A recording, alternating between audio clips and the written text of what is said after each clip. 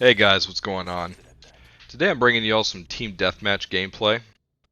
I gotta say I'm loving Mixtape, man. It was a great addition to the game.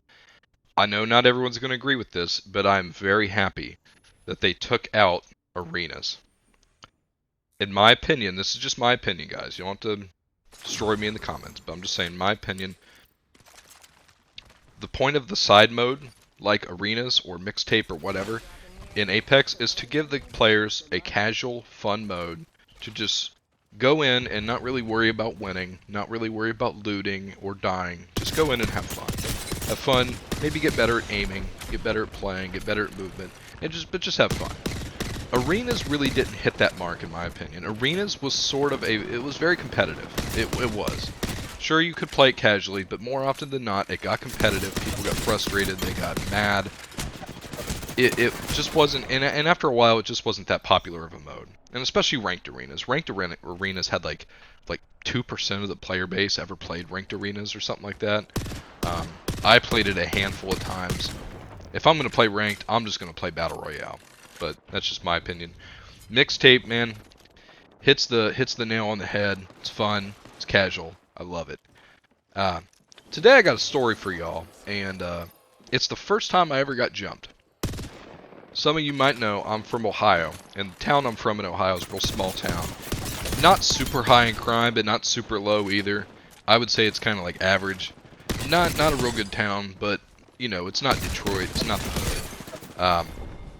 There wasn't a ton of stuff to do, and so what I would do when I was 14 with my friends is we would go to McDonald's after school. We'd ride our bikes to McDonald's or Taco Bell and chill out, eat some food, and then maybe hang out a little bit after, and then go home. Well, we went to the downtown McDonald's, which is a shithole.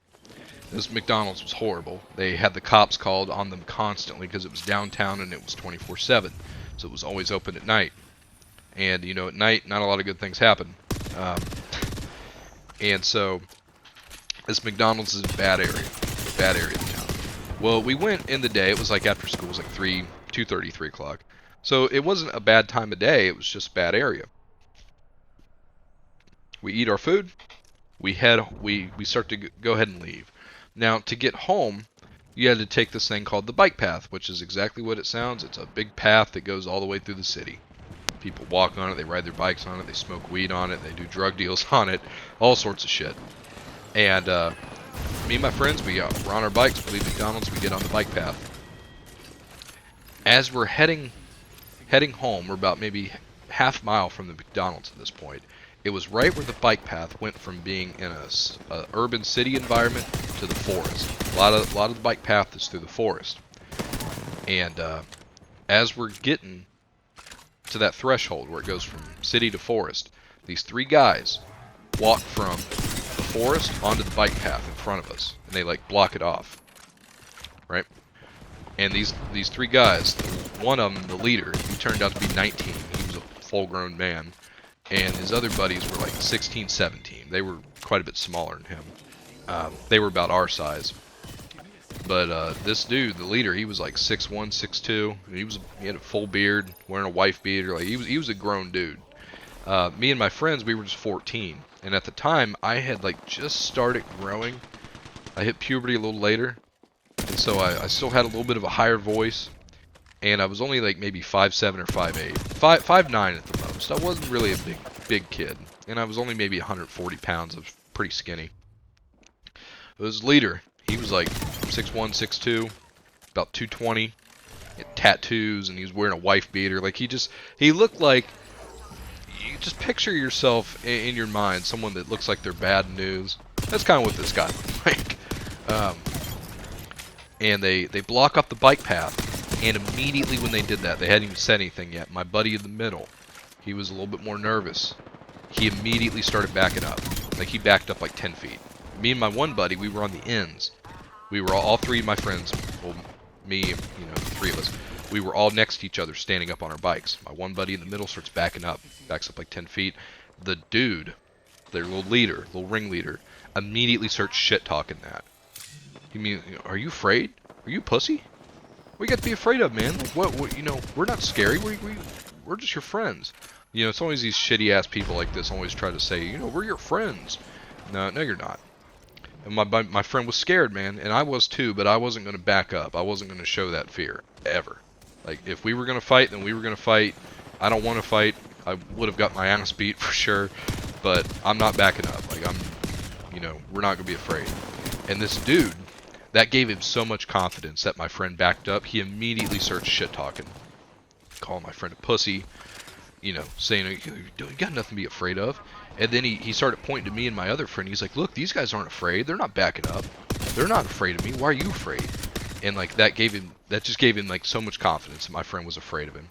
And as he's talking all this shit, he's getting closer to us. He's walking closer. He was 15 feet away. Now he's 10 feet away. And the closer he gets, he stopped shit talking so much, and he kept looking at my bike. And for context, I had a DK Cygnus, and this was in 2010. That bike then was worth about $250.